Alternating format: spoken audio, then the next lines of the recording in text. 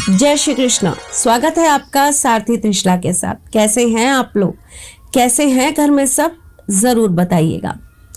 आपको मैंने बहुत सारे अलग अलग प्रयोग बताए हैं, बहुत सारे ऐसे दुर्लभ आप लोगों के साथ टोटके शेयर करे हैं जिससे करने मात्र से आपके जीवन में बहुत परिवर्तन आए हैं। लाखों लोगों को उससे लाभ हुआ है और बहुत सारे लोगों की जिंदगियां पलट गई हैं। तो इसी श्रेणी में मैं आज फिर आपको कुछ एक ऐसी चीज बताने जा रही हूं जिससे आपकी मनोकामना जरूर सिद्ध होगी। लेकिन उससे पहले आपको ये बताऊंगी कि मैं कौन हूं। मैं आपके एस्ट्रोलॉजर हूं, वास्तु शास्त्री हूं, चेहरा भी पढ़ती हूं, आवाज भी पढ़ती हूं और हाथों की लकीरें भी पढ़ लेती हूं। चूंकि आपकी सारथी हूं इसीलिए आपको जीवन का सार बताने चली आती हूं।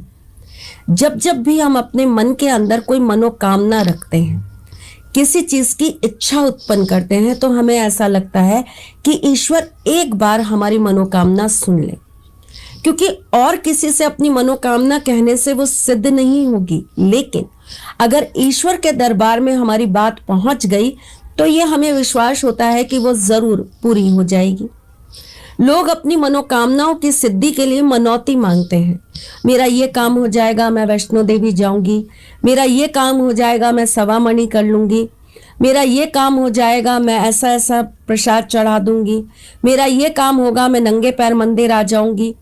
ब्ला ब्ला ब्ला ब्ला ब्ला, बहुत सारी चीजें और बहुत सारी मन की इच्छाएं पूर्ण करने के लिए हम ईश्वर को रिझाते हैं, मनाते हैं और उनसे तरह तरह से विनतियां करते हैं। मनोकामना हर तरह की होती है, किसी की छोटी, किसी की बड़ी। छोटी छोटी मनोकामनाओं के लिए मैं आपको बहुत सारे उपाय बताती हूँ, जैसे कि एंजल्स नंबर बता दिया, लॉ ऑफ अट्रैक्शन से कुछ बता दिया। लेकिन कभी कभी इंसान के जीवन में कोई मनोकामना ऐसी होती है जो वो ना किसी से कह सकता है, ना किसी को बता सकता है, और वो पूरी होनी बहुत जरूरी होती है। थोड़ी बड़ी भी होती है और असंभव भी लगता है कि ये चीज कैसे पूरी हो पाएगी। तो चलो, आज मैं आपको एक 22 दिन का ऐसा उपाय बताती हूँ जिसको करने मात्र से आपकी मनोकामना जरूर पूरी होगी। और आपकी मनोकामना पूरी होगी तो आप हमें यानी कि अपने साथी परिवार को इस चीज में शामिल जरूर करेंगे। तो चलें बताएं आपको कि करना क्या है। पहली मनोकामना सिद्धि के लिए ये उपाय सिर्फ और सिर्फ जेंट्स कर सकते हैं, लेडीज ये काम नहीं कर सकती हैं। आपको अपने कार्य में प्रमोशन चाहिए, बिजनेस में तरक्की चाहिए, आपको राजनीति में नाम चाहिए, या आपको कोई मुकाम चाहिए, या आपको पैसों से कोई तंगी हो रही है, कर्ज बढ़ता जा रहा है और आपको इंस्टेंट लक्ष्मी प्राप्ति करनी है, तो आपको ये सरल सा उपाय कर लेना है। मनोकामना क्या है वो आप एक सफेद पेपर पे लिख लेंगे। उसके ऊपर आप हल्दी का एक स्वास्तिक बना देंगे और उसके बाद आपको क्या करना है, आपको एक पीले रंग का कपड़ा एक चौकी पर बिछा देना है। उसके ऊपर हनुमान जी का एक चित्र लगाना है और उनके सामने आपको घी का एक दीपक प्रज्वलित कर देना है। उसके बाद आपको लगातार 22 दिन तक उनके सामने बैठकर हनुमान चालीसा का पाठ करना है। ये कार्य आप किसी भी दिन से चालू कर सकते हैं। मंगलवार या शनिवार से करेंगे तो और ज्यादा उत्तम रहेगा।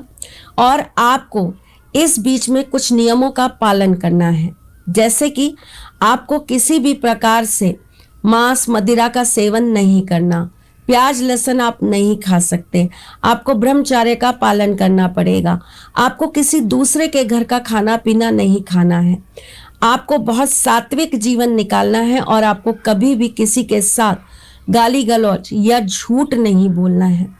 ये छोटी छोटी चीजों का आप पालन करके 22 दिन नियमित रूप से अगर ये कार्य कर लेंगे तो आपकी मनोकामना जरूर सिद्ध होगी। इस चीज के लिए मैं आपको चैलेंज कर सकती हूँ। 22 दिन के बाद आपको हनुमान जी के मंदिर में जाना है और वहां पर आपको 7 चमेली के तेल के दीपक जला देने हैं और उनके ऊपर आपको पीले रंग के फूलों की माला चढ़ानी है। जरूर करिए ये कार्य और जिस पेपर पर आपने अपनी मनोकामना लिखी है वो आपको हनुमान जी के मंदिर में छोड़ आना है। जब आप रोजाना हनुमान चालीसा का पाठ करेंगे तब कोशिश करिए कि आप स्वयं भी लाल रंग के वस्त्र में ये पाठ करें। जरूर करिएगा और इसका जो भी आपके जीवन पे प्रभाव आए मुझे जरूर बताइएगा। अब वो स्त्रियां जो चाहती हैं कि उनके जीवन में उनकी मनोकामना सिद्ध हो जाए, पहली चीज, आपका समय काल मैंने थोड़ा सा छोटा कर दिया है, क्योंकि लेडीज को पीरियड से रिलेटेड प्रॉब्लम आ जाती है और फिर उनकी चीज खंडित हो जाती है। तो आपको ये कार्य 9 दिन करना है और यहाँ पर आपको हनुमान जी का पूजन नहीं करना, आपको करना है देवी का पूजन। आपको एक लाल रंग का कपड़ा बिछा लेना है, देवी की एक तस्वीर लगानी है, उसके सामने घी का दीपक प्रज्वलित करना है और आपको 9 दिन तक माँ के सामने सिद्ध कुंजिका स्तोत्र का पाठ करना है।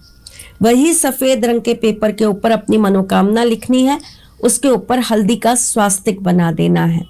9 दिन के बाद आपको माँ के मंदिर में जाकर 9 घी के दीपक प्रज्वलित कर देने हैं। अपनी मनोकामना की जो पर्ची है वो माँ के समक्ष चढ़ा देनी है और माँ को आपको मखाने से बनी हुई एक माला भेंट करके आनी है। लाल चुनरी भी माँ को चढ़ा दें तो बहुत अच्छा रहेगा। जब आपकी मनोकामना सिद्ध हो जाए तो आप मुझे जरूर बताएं। जरूर होगी, ये मेरा विश्वास है। पूर्ण समर्पण, पूर्ण प्रेम के साथ ये काम करिए और फिर देखिए कैसे ऊपर वाला आपकी हर बात पूरी कर देता है। जब भी आपकी कोई छोटी छोटी मनोकामना हो जो आप चाहें कि आपकी पूरी हो जाए, तो छोटे छोटे उपाय कर लिया कीजिए ना। जैसे कि आप एक सिक्का लाल रंग के कपड़े में बांध के राधा रानी का नाम लेके ठाकुर जी के मंदिर में चढ़ा दीजिए और अपनी मनोकामना उनके समक्ष बोल दीजिए। जब माँ राधे का नाम लेके ठाकुर जी के सामने अपनी मनोकामना बोलेंगे तो आपकी मनोकामना उन्हें पूरी करनी ही पड़ेगी, वो कैसे टालम टोल कर सकते हैं।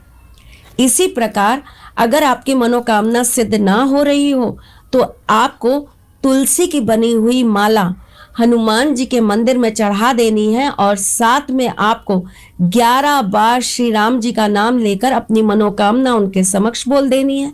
फिर देखिए राम भक्त हनुमान कैसे आपकी विनती नहीं सुनते और कैसे आपका काम नहीं करते। जरूर करिएगा छोटे छोटे कार्य। जीवन में इससे प्रभाव आए तो मुझे जरूर बताइएगा।